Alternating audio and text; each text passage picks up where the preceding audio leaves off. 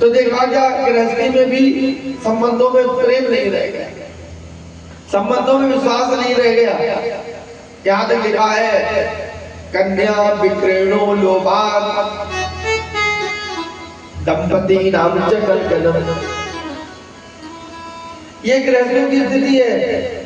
पिता बेटी को बेचने लगा, बेटी का धन खाने लगा, और पति पत्नी में भी प्रेम नहीं रह गया। अगर प्रेम हो तो आजकल रोज आप न्यूज में देख रहे हो कि कितनी भयंकर घटनाएं हो रही। दंपति नाम च कलकलम। मन बड़ा खिन्न हुआ, हमने सोचा कहीं तीर्थ में चलते हैं, तो मेरा मन कहा चलो वृंदावन चलते हैं।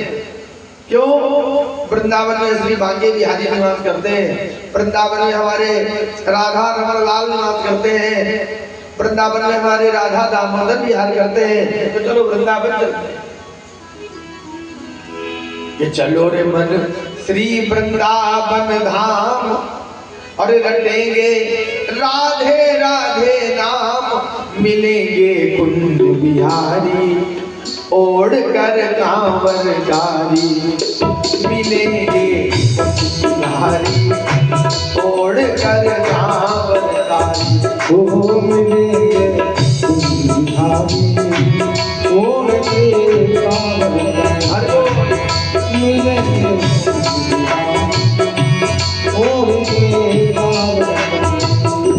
चलो रे मन श्री वृंदावन धाम, चलो रे मन श्री वृंदावन धाम, रटेंगे राधे राधे नाम, मिलेंगे बिहारी ओढ़ कर कांवर गारी। हरि बोल। मिलेंगे बिहारी ओढ़ के कांवर गारी। श्री राधे।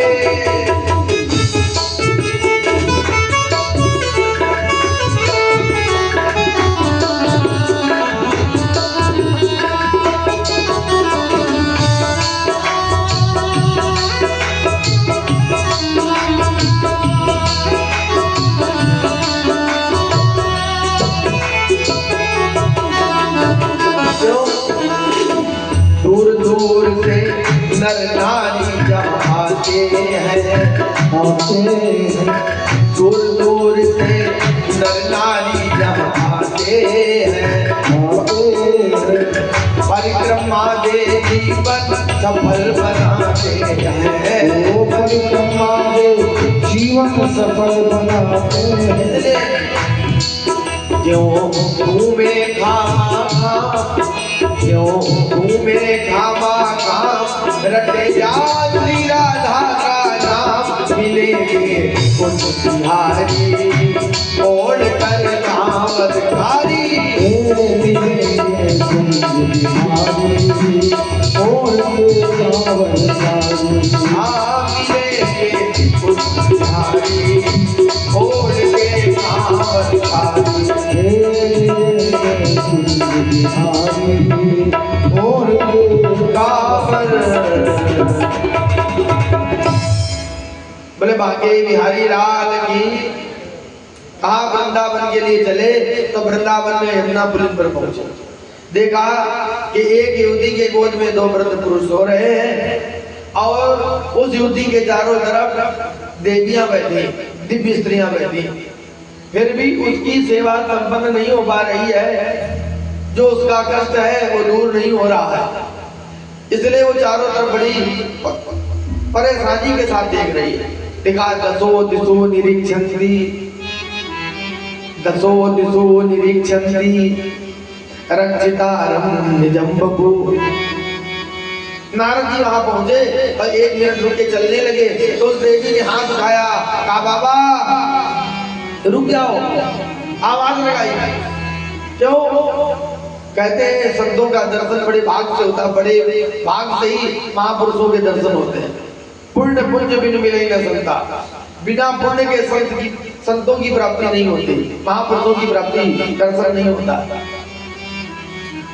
और कहते हैं जो हजारों वर्ष साधना और तपस्या का फल है, वह फल एक महापुरुष एक संत के दर्शन मात्र से ही मिल जाता है।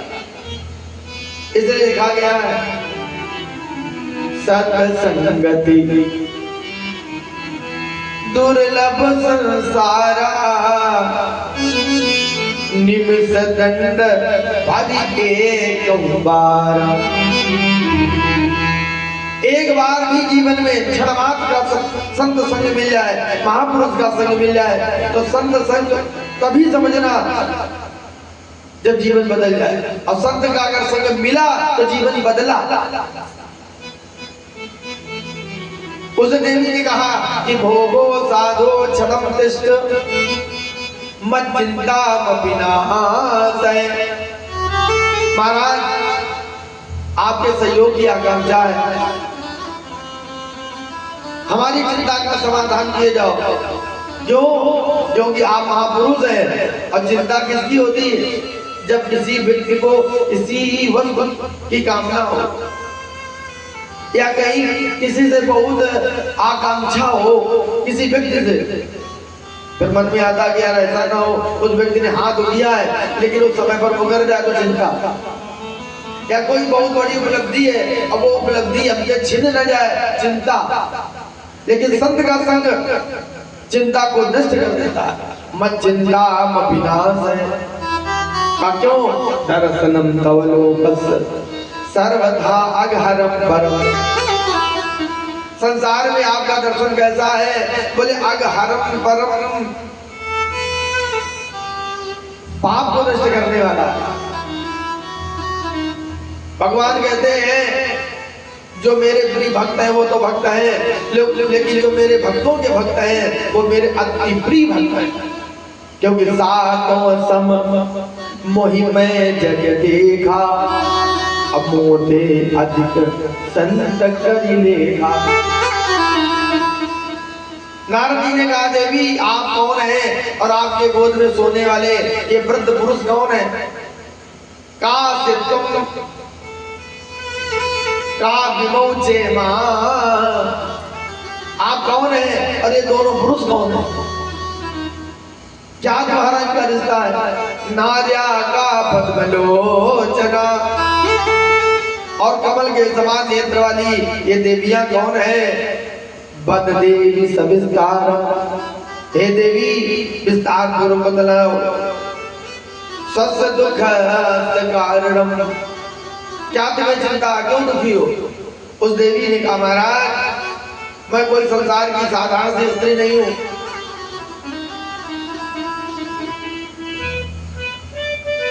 कि मैं भूलौकिक सुंदरी नहीं, सब भक्ति मुझे बतलाते हैं।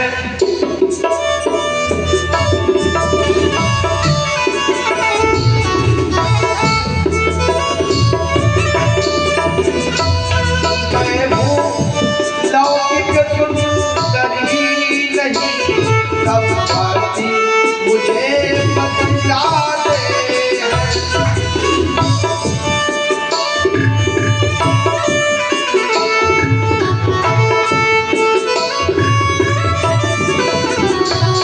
ये दोनों या तो विलास रूप, ये दोनों या तो विलास रूप मेरे बेटे कहलाते हैं।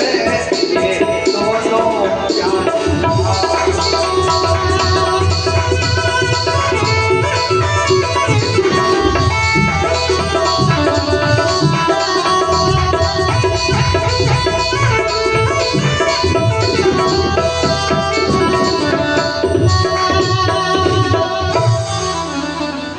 सज्जनों, नारद जी ने कहा देवी ये सब कैसे हो गया कि बेटे वृद्ध हैं, माँ जवान है, बताओ क्या कारण है इसका? भक्ति माता ने बताया महाराज अहम भक्ति रीति ख्याता इमऊ में तनयऊ मतऊ। मैं भक्ति की माँ और ये मेरे दोनों पुत्र ज्ञान वैराग नाम मानो। एक ज्ञान है तो इतना वैराग। समय की स्थिति देखो, काल योगे न जरो। तो कहा इसके पहले जवान थे, बोले हाँ हम लोग द्रविड़ भारत में उत्पन्न हुए कर्नाटक में हमारे साथ हमारे बेटे भी बड़े हुए, माँ के साथ ही बेटे उत्पन्न हुए, भक्ति के पीछे ज्ञान और वैराग चले आए। तो कहा जब हम महाराष्ट्र में पहुंचे तो कोचिन महाराष्ट्र में कहीं हमारा सम्मान हो रहा था तो कहीं वामपंथी हमारा विरोध कर रहे थे भक्ति का। कोचिन महाराष्ट्र, और जब गुजरात की भूमि में पहुंची तो गुर्जरे जीर्ण काम करता, मैं गुजर गई।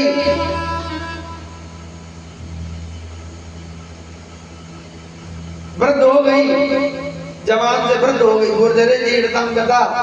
बुढ़ापा कड़वा सच है, जिस व्यक्ति की तूती बोलती घर में, बुढ़ापे में उसकी तो उसकी बोलती बंद होती है। जो जीवन भर सुनाता है उसको फिर अंत के समय सुनना बहुत पड़ता है। इसलिए पहले से ही अगर बिना बोले काम चल जाए तो बहुत अच्छा है। बोलो तो कम बोलो, और कम में भी कैसा बोलो, तुलसी मीठे बचन सो सुख उपजत चहुर। हर आदमी मीठा सुनना चाहता है, लेकिन अब स्वभाव है कि मीठा बोल नहीं सकते तो वो संभव नहीं है। तुलसी मीठे बचन सो सुख उपजत चहुर। कहते वशीकरण एक मंत्र है, तज दे बचन कठोर। कठोर बोलना छोड़ दो, सबसे बड़ा मंत्र है।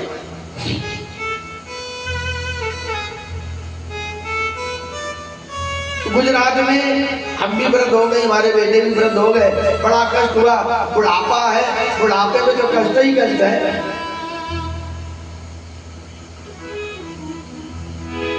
फिर क्या था, मैं किसी तरीके से वृंदावन आई तो सूत जी कहते महात्माओं, वृंदावनम पुनः प्राप्त नवीनेन स्वरूपणी। वृंदावन में आकर मैं कैसी बोले जवान हो गई। जाता हम युवती सम्यक प्रेत रूपा तो संप्रथम। मैं जवान हो गई, मेरे बेटे वृद्ध हैं। अब मुझे बहुत कष्ट है, माता पिता के सामने बेटे रोगी हो, बेटे परेशान हो तो चाहे जितना खाने पीने का व्यवस्था हो, लेकिन माँ को तो चिंता रहती हमारा बेटा जाने कहाँ होगा, कैसी स्थिति में होगा। होता कि नहीं होता? पंडित जी को उपाय बताओ, हमारे अल्लाह की नौकरी लग जाए, बीमार रहते ठीक हो जाए।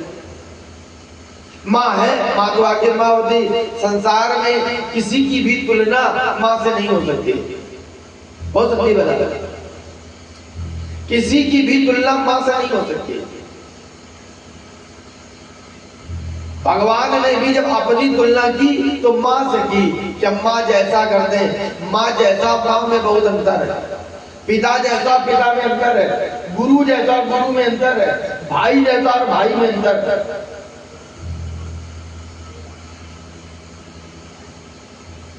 तो माँ है। कहाँ पर विदेश जाएंगे, क्योंकि देश में तो तभी इज्जत होती है, गांव खेड़ा में तभी इज्जत होती है जब बाहर इज्जत मिलती है। इसलिए बाहर जाना चाहते हैं। विदेशम गम्यते मया। नारद जी ने कहा, अरे माँ कहीं जाने की जरूरत नहीं देवी जी, हम तुम्हें अभी ठीक करते हैं। नारद जी ने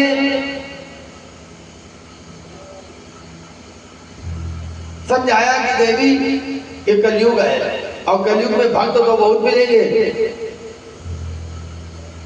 लेकिन यहाँ ज्ञान और वैराग्य की आवश्यकता नहीं।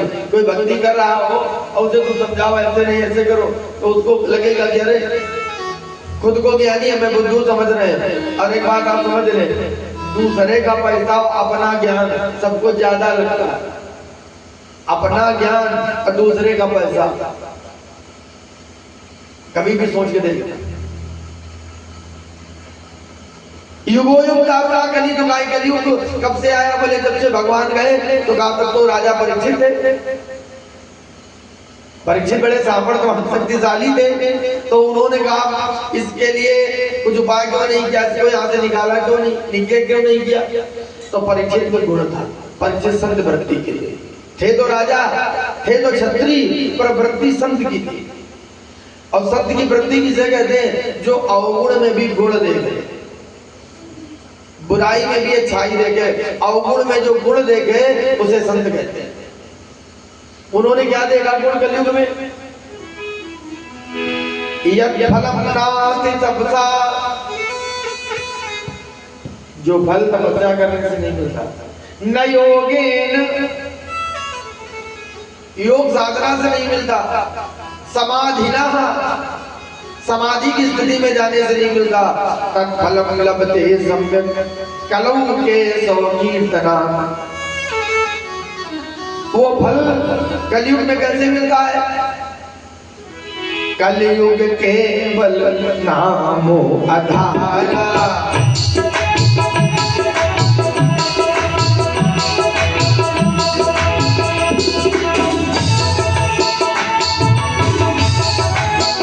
कलयुग केवल नाम आधारा। सभी लोग भाव से ताली बजाकर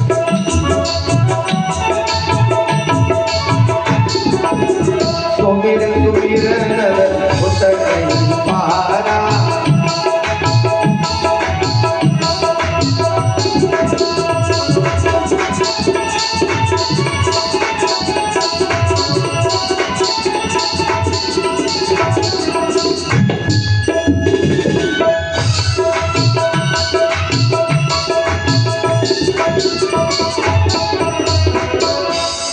सुमिर सुमिर नर उतर ही पारा।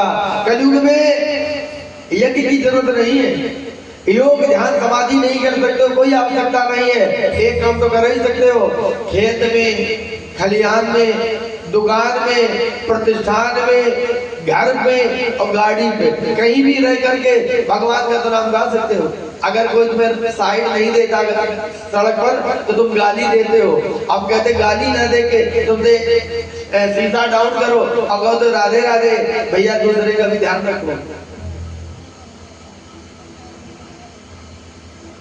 लेकिन बड़ा कठिन है कि नहीं, और कोई खर्चा नहीं।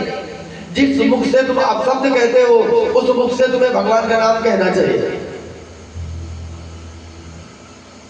कलयुग केवल नाम धारा, केवल एक नाम। आजकल हमारे संत महापुरुष भी नाम पर सदैव से जोड़ देते रहे। गोस्वामी बाबा ने प्रामाणिक पहले लिख दिया, कलयुग जोग न जग न ज्ञाना, एक आधार राम गुण गाना।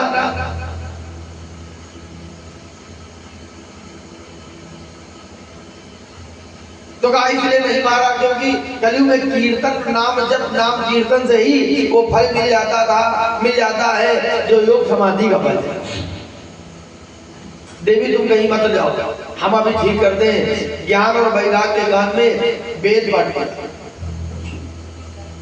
आंखें खुली फिर सोने लगे तो गीता पाठ है, मोर मोर गीता पाठ बार बार किया, लेकिन अभी पूर्ण सफलता नहीं मिली। नारद जी ने समझाया कि देवी तुम घबराती क्यों, समस्याएं कोई भी हो समाधान केवल एक है, हरि स्मृति सर्व विपद विमोक्षणम। कितनी भी कोई समस्या हो, समस्या भगवान को समर्पित कर दो कि प्रभु हम तुम्हारे, दोनों हाथ खड़े कर दो कि प्रभु तुम समझो। हरि स्मृति सर्व विपद विमोक्षणम, भगवान का स्मरण ही सभी समस्याओं का समाधान है और कोई दूसरा समाधान नहीं है।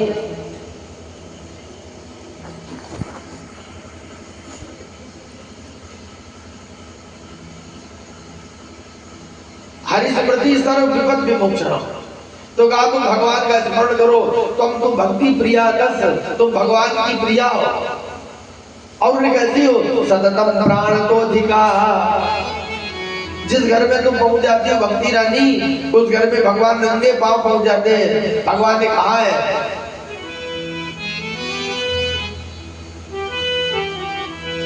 भक्ति बंद अति नीच प्राणी भगति बंद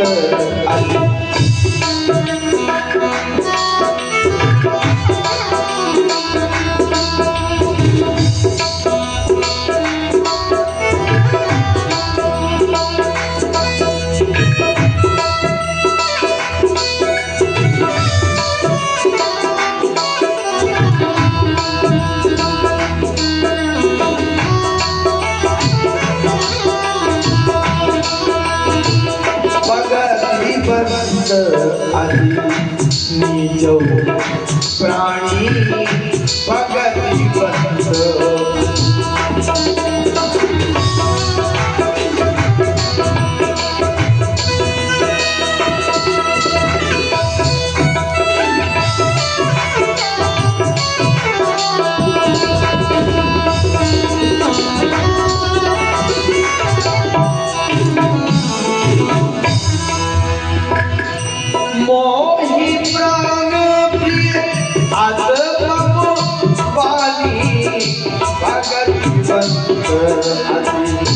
नीचो प्राणी भगति बंद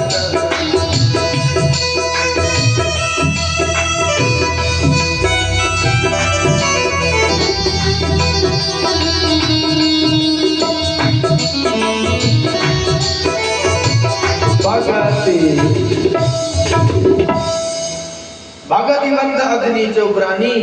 वहां भगवान पहुंच जाते हैं। ये भगवान का सिद्धांत है, ये भगवान स्वयं कहते हैं।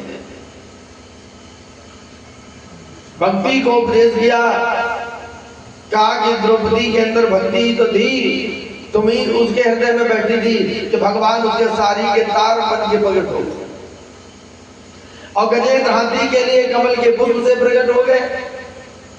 भक्ति माता ने नारद जी को गुरु बना लिया, उनके चरणों में मस्तक रख दिया, कहा महाराज जय हो तुम्हारी। आपके जैसा सदगुरु जिसे मिल गया उसे गोविंद मिलने में देर नहीं। जयति जगत माया यस्य काया धवस्ते वचन रचन में कम केवलम जागलये तो पद्म पिया तो यज्ञ कृपा तो ध्रुवोयम सकल कुशल पात्रम ब्रह्मपुत्रम नतास्मि। ब्रह्मा जी के मानस पुत्र मैं आपको प्रणाम करती हूँ, आपकी जय हो, तुम्हारे ही कृपा का पात्र बने। ध्रुव जी ये ध्रुव पद मिल गया, ध्रुव लोक मिल गया। अब प्रहलाद जी को भगत शिरोमणि और भगवान का धाम मिल गया। नाम जपत प्रभु कीन प्रसादु और भगत शिरोमणि फिर प्रहलादु। नारद जी ने कहा तुम यही रहना, हम सब ठीक कर देंगे, सब समझ लेंगे। महात्माओं से पूछा महाराज बुढ़ापा दूर हो सकता है। बड़े बड़े महात्मा सोडा लगोडा लेकर के खसक लिए कि देखो बुढ़ापा ठीक हुए की बात, बुढ़ापा मरने की बीमारी है। जिनको बुढ़ापा है उनको मरने की बीमारी हुई, अभी ठीक होने की दवा ढूंढ रहे हैं। तो निकल लिए सोडा लगोडा लेके। अब आकाशवाणी हुई महाराज चिंता मत करो, सत्कर्म करो। किसी से पूछते सत्कर्म क्या है? क्या वेद पढ़ना सत्कर्म है? गीता पढ़ना सत्कर्म है? कर्म कांड करना सत्कर्म है? क्या है सत्कर्म? तो कहा मैंने सोचा कि कहीं से उत्तर नहीं मिल रहा है तो हम बद्रीनाथ में ध्यान लगाएंगे और ध्यान लगा करके समझेंगे कि सत्कर्म किसे कहते हैं। सनकादिक ऋषि बोले अब ध्यान में ना जाओ, मैं तुम्हें समझा दे रहा हूँ क्योंकि तुम मेरे छोटे भाई हो। सत्कर्म सूचको नूनम ज्ञान यज्ञ स्मृतो बुधई। ज्ञान यज्ञ ही सत्कर्म है और वो ज्ञान यज्ञ है श्रीमद् भागवतालापा सद्गीता सुगाद भी। सुगादि महात्माओं ने जो गीत गाया, जो कथा चरित्र कहे, जो भागवत का गुण भागवत के गुणगान किए, श्रीमद् भागवतालापा सद्गीता सुगादेवी, वही सत्कर्म, सत्संग सत्कर्म। क्योंकि सत्संग से ही व्यक्ति को सद्ज्ञान मिलता है और सद्ज्ञान ही मनुष्य को मनुष्य और मनुष्य को देवता बना देता है। कहते हैं बिनु सत्संग विवेक न हो,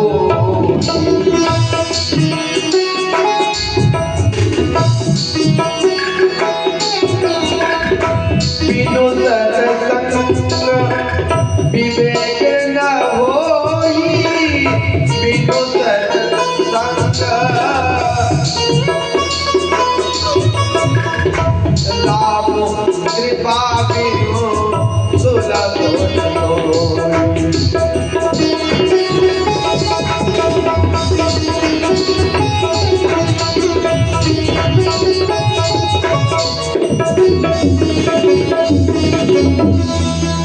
बिनु सत्संग विवेक न होई, बिना विवेक के मनुष्य मनुष्य नहीं है, क्योंकि मनुष्य को ही विवेक प्राप्त है। मानुष धन गुण ज्ञान निधाना, और किसी को विवेक नहीं प्राप्त कि किसको क्या बोलना, किसको कैसे बोलना। और अगर किसी पूजनी के लिए, श्रेष्ठ के लिए हमने गलत बोल दिया, समझ रहे हो, तो मनुष्य दिखता है।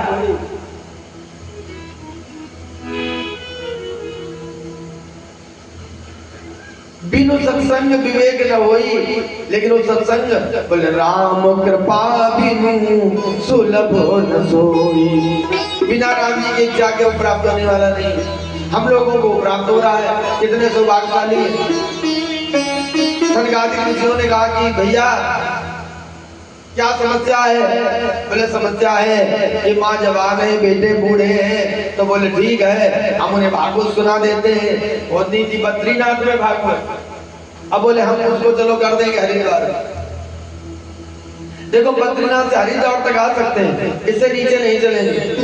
तो नारद जी बोले ठीक है, हम वृंदावन से हरिद्वार आ जाएंगे और भक्ति के पुत्र ज्ञान और वैराग्य और भक्ति को भी ले आएंगे और भी श्रोता ले आएंगे। बढ़िया संयोगी बन गया। देखो कुछ कोशिश तुम करो, कुछ कोशिश हम करें, केवल हमारे करने से कुछ नहीं होगा।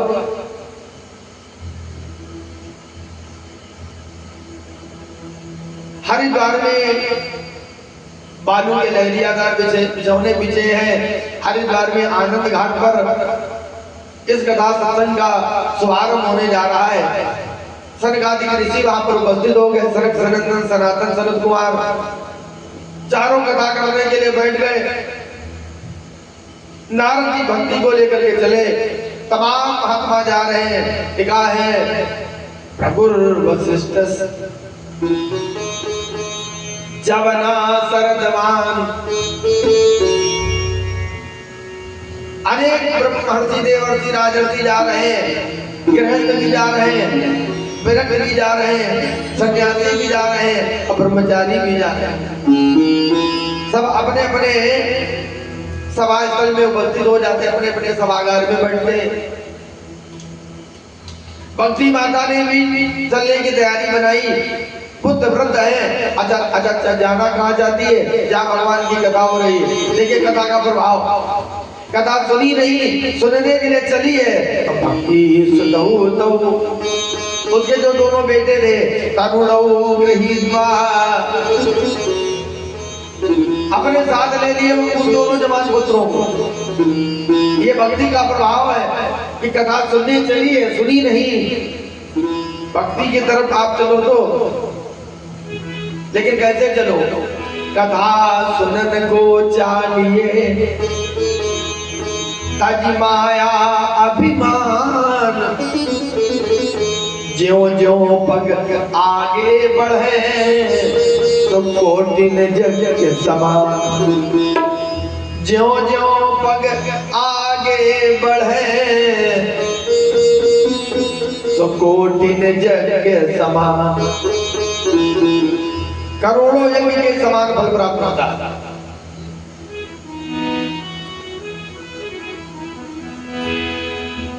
तो भक्ति श्रुतौ तौ तरुणौ गृहीत्वा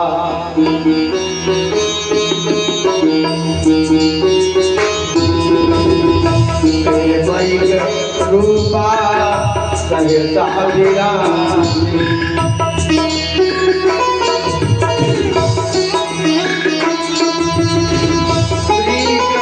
गोविंद हरे मुरारे, गोविंद हरे मुरारे, नादे नामानि मुहुर्वदन, नाद बिना धीरे धीरे भगवान का कीर्तन करती जा रही है। हम लोग भी कथा में जुड़ रहे हैं। श्री कृष्ण गोविंद हरे मुरारे, नाथ नारायण वासुदेव। श्री कृष्ण गोविंद हरे मुरारे, नाथ नारायण वासुदेव। हे नाथ नारायण वासुदेवा, हे नाथ नारायण वासुदेवा, हे नाथ नारायण वासुदेवा, हे नाथ नारायण वासुदेवा। श्री कृष्ण गोविंद हरे मुरारे, नाथ नारायण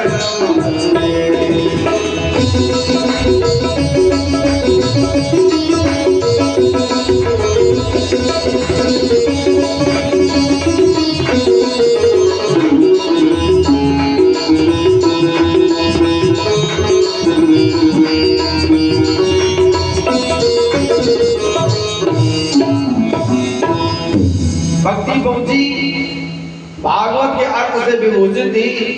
भागवत का अर्थ वो गहना बना के पहने हुए है। अभी विराजमान कहाँ वो बैठे, कहा ऐसा तर्क महात्माओं में होने लगा। श्रेष्ठतम संतों ने कहा कि जो शांत हृदय शांत चित्त है, भगवत नाम में संलग्न महापुरुष है, उनके हृदय में ही भक्ति रुकती है। जहाँ भक्ति रुकती है वही भगवान प्रकट हो जाते हैं। जिनके हृदय कर्णिका पर भक्ति का बिछौना बिछा है,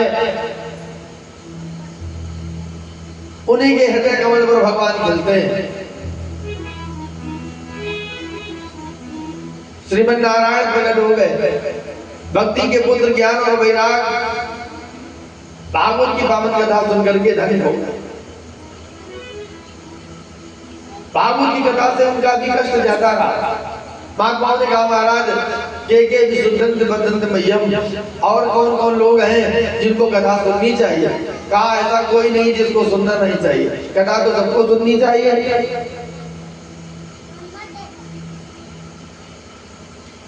और सबका कल्याण भागवत के द्वारा होता है। लेकिन कुछ विशेष बातें बताई कि ऐसे लोग भी अगर कथा सुन ले तो उनका उद्धार हो जाता है, उनका कल्याण हो जाता है। वो कौन कौन है?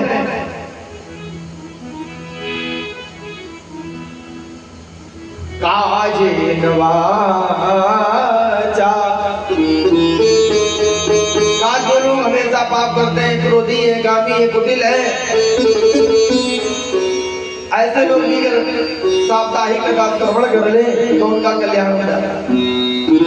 जो माता पिता की सेवा से वंचित रहे, उनको अपने दबाव प्रभाव में रखते रहे, ऐसे लोग भी अगर भागवत श्रवण कर ले तो उनका भी कल्याण हो जाता। फिर अंत में कहा काजेन वाचा मनसा विपाकम, जो शरीर से पाप करते हैं, वाचा वाणी से पाप करते हैं, मन से भी पाप करते हैं, मनसा विपाकम नित्यम प्रकुर्वन्ति सठा हठेन,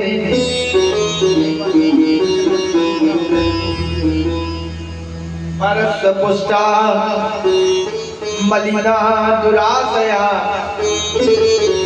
सप्ताह यज्ञेन कलौ पुनन्दिते, जो कायेन शरीर से पाप करते हैं, वाचा वाणी से पाप करते हैं। वाणी से पाप मैंने झूठ बोलना, अपशब्द बोलना, किसी का अपमान वाणी से करना, वाणी का पाप। शरीर का पाप, अपने शरीर से, शरीर में शक्ति है तो किसी को दबाना, कष्ट पहुंचाना, पीटना, प्रताड़ित करना। अब मानसिक पाप, किसी की प्रगति को देख करके परेशान होना, उसके अनिष्ट की कामना करना। तो कायेन वाचा मनसा पिपातकम नित्यम प्रकुर्वन्ति सठाटे। जो नित्य करते हैं पाप, परस पुष्टा मलिना दुराशया। जो दूसरे के प्रगति से परेशान है, लोग अपने दुख से कम फायदा उठाते, लेकिन कहते कि यार हम सफल नहीं होते, ये इतना सफल कैसे, इसकी सफलता का राज क्या है?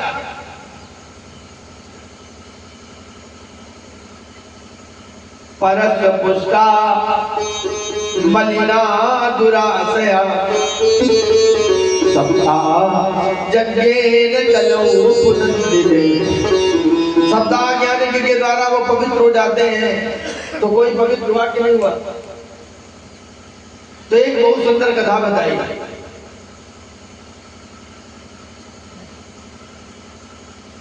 कहा मैं कथा बता रहा हूँ, ब्राह्मण पुत्र की कथा है, एक ब्राह्मण की कथा है, जिसको सुनने मात्र से सारे पापों का प्रायश्चित हो जाता है। अत्ते कीर्तिस्यामि इतिहासं पुरातनम् यस्य श्रवण मात्रेण पापानि प्रजायते। जिसके सुनने मात्र से सारे पापों का प्रायश्चित हो जाता है। तो एक कथा बता रहे हैं कि तुंगभद्रा नदी के किनारे एक नगर है, जहाँ पर ब्राह्मण, क्षत्रिय, वैश्य, शूद्र चारों वर्ण के लोग रहते हैं। और रहते ही नहीं है, ब्राह्मण अपने ब्राह्मणोचित कर्म करते हैं, क्षत्रिय वर्णानुसार कर्म करते हैं, वैश्य अपने धर्म का पालन करते हैं, और चौथा वर्ण अपने धर्म का पालन करता है।